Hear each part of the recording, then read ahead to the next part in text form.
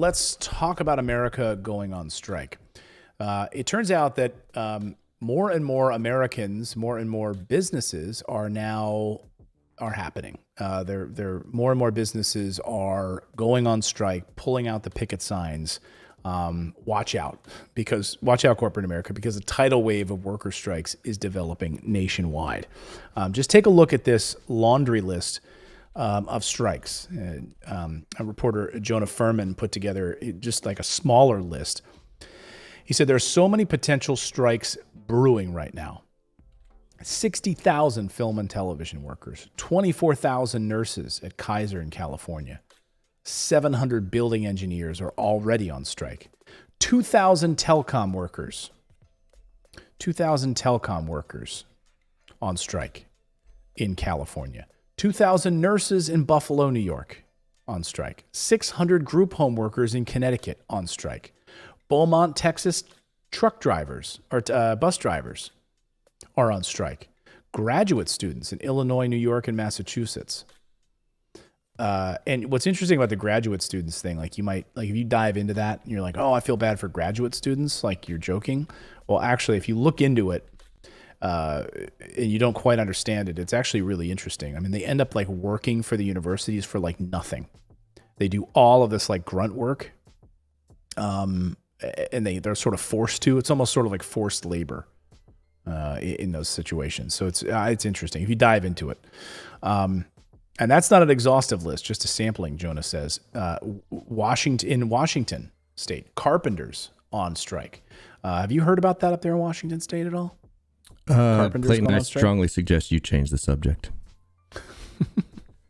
Massachusetts nurses, Alabama miners, Kentucky whiskey makers, machinists in the Quad Cities, auto mechanics in Chicagoland, teachers in Pennsylvania. John Deere United Auto Workers in Iowa, Illinois, Kansas, 300 flight attendants in Piedmont Airlines. The list is on and on and on. A tidal wave of strikes happening across the nation. And they had to know this was coming. You know what I mean?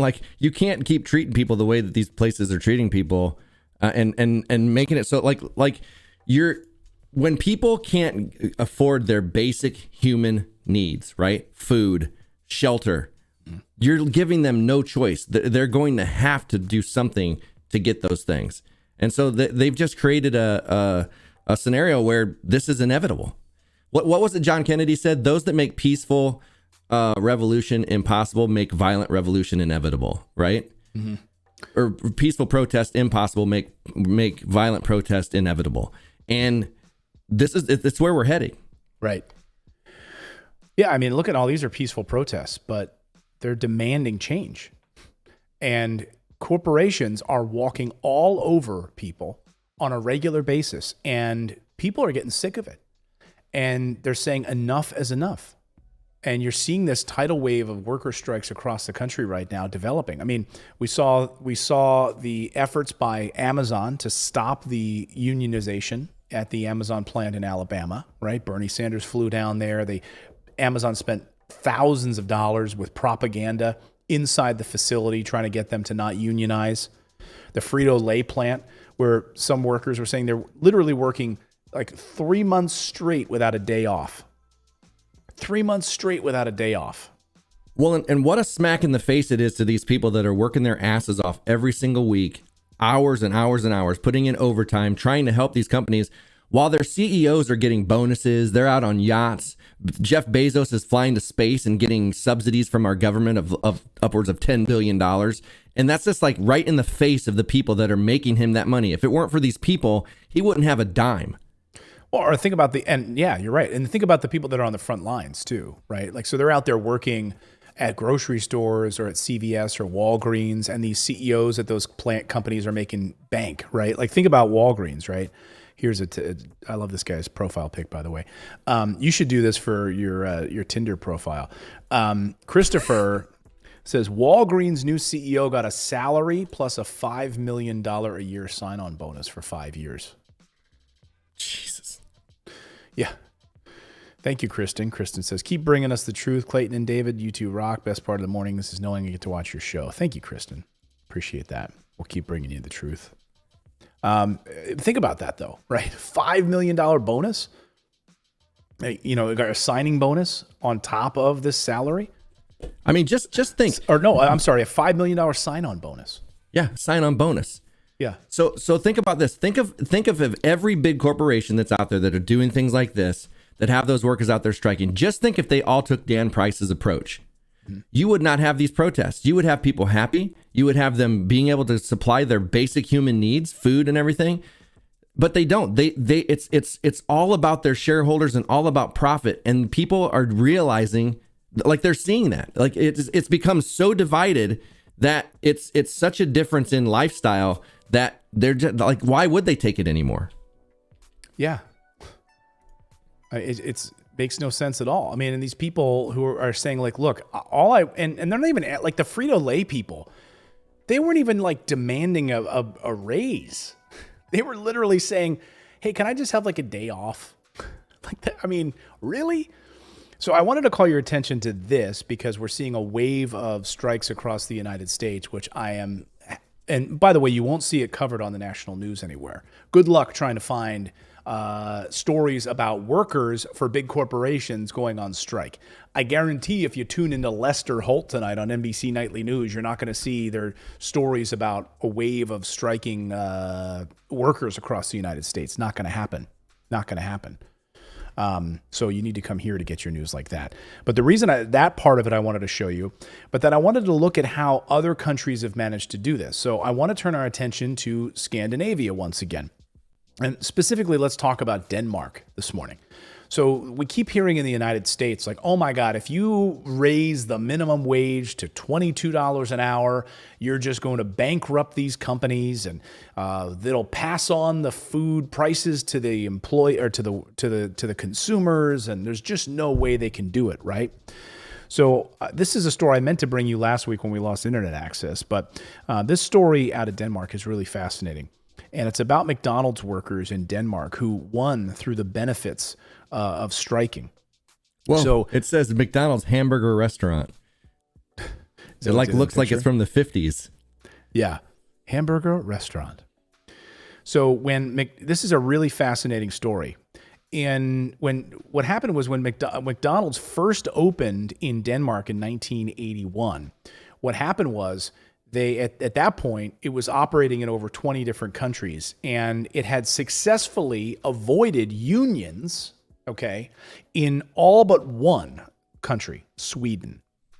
Then McDonald's arrived in Denmark, and the labor market there was governed by a set of sectoral labor agreements that established the wages and conditions for the workers in a given sector. So under the norms, McDonald's should have adhered to the Hotel and Restaurant Union Agreement, but they didn't have to do so legally speaking. Okay, this is fascinating. So McDonald's opted to go around Denmark's country's norms to save a buck. Okay, shocking, I know, right? Then the union agreement is non-binding on sector employers in the same way that a contract is. You can't sue a company for ignoring it. It's strictly voluntary. So basically in Denmark, all of like the Denmark companies would adhere to this agreement, right? Because we're Denmark, our workers are also Dutch, so we love them, we're going to support them. Here comes McDonald's, big corporate, greed monster, right? We're going to set up shop here in Denmark, and it's cute that you guys have these union laws here that are not really laws, but they're kind of like frameworks.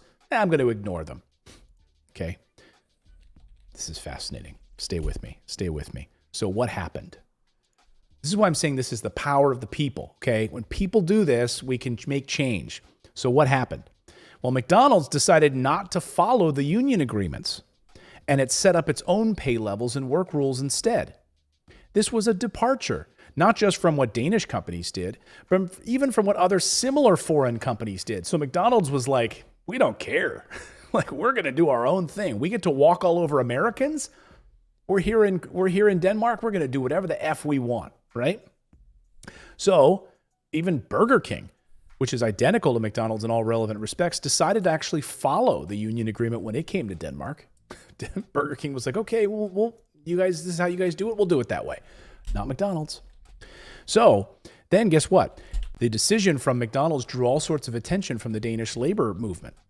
And the struggle to get McDonald's to follow the Hotel and Restaurant Workers Agreement began in 1982, but the efforts were very slow at first. McDonald's maintained that it had a principled position against unions and negotiations, and the press were unable to move them off of that position.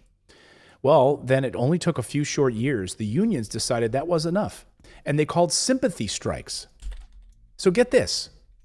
Not just the people that were working in the McDonald's went on strike, but all of the other industries that were adjacent to the Hotel and Restaurant Association went on strike as well. 16 different sectors rose up and said, no way. And they participated in these sympathy strikes.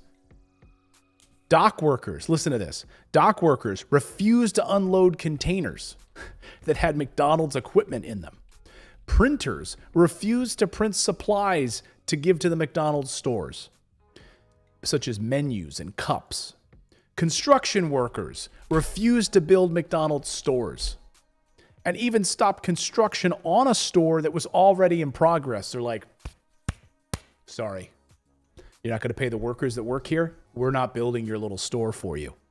Then the typographers union. Did you know there was a typographers union? People that, deal with fonts, printing. They refused to place McDonald's advertisements in any publications. Then they couldn't print any advertising. Nothing. Truckers refused to deliver food and beer to the McDonald's locations. Food and beverage workers that worked at the facilities that prepared the food for the stores refused to work on any McDonald's products. It totally destroyed their supply chain. And what do you think happened? Once those sympathy strikes got underway, McDonald's folded like a cheap suit. They had to. I got chills just thinking about it. I just love this stuff. So what happened? McDonald's workers in Denmark paid $22 an hour. I bring this up because, there's a lot of these economies in the Nordic countries, and they're so much more equal. They're so much more equal than ours. I mean, they have an economy of workers. They have their health care paid for. They get paid time off. They get 6 weeks time off. They are taken care of. Imagine that same scenario in the United States, right? Where you have, truck companies and stuff not delivering all that. What would those people do here? Truck companies would push people out of the way to deliver. They would try to hire new people to replace those people that had an issue. And the people would be the bad people. It wouldn't be a sympathy. It would be a sympathy towards the corporation, not towards the people. Mm-hmm. Right. Yeah, that's exactly. We're so sad that Bank of America is losing some mortgage money because they can't ruin people's lives by, you know how the story goes in America. But here, my gosh, here's an opportunity where all of these industries get together and say, no, we're going to go on strike because we don't want you guys screwing. And I think what they recognized is once we allow this one company to walk all over us, it's a short rope. It's a short walk for the next company to start doing it, and then the next company to start doing it. And think of this, $22 an hour with no worry of health care, no worry of college loan debt, no worry of any of that stuff. So $22 an hour is a good wage. Mm-hmm. Here, it wouldn't be because of all the other costs we have thrown on us from those things, health care, college loans, and stuff like that. Yeah, they have no student loan debt. They have health care. They have paid time off.